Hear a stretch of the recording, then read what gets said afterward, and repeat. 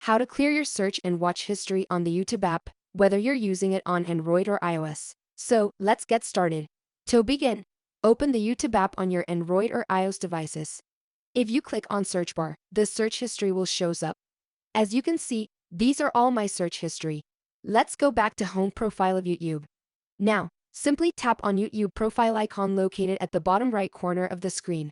On this page, you'll see your YouTube watch history under history section. In order to delete watch and search history, first thing need to do is to tap on settings icon located at the top right corner of page. Next, tap on manage all history. Select the Google account you wish to clear from. On this page, if you scroll down here, it will display all your search and watch history. To delete all these history, simply tap on the delete drop-down menu right here. As you can see, there are three options which are delete today, delete custom range and delete all time. Just choose delete all time to clear all your entire watch and search history. To confirm your action, just tap on delete at bottom right of the screen. Then click OK. Now, all watch and search history have been cleared. If we go back to the history option, it will display the list has no video.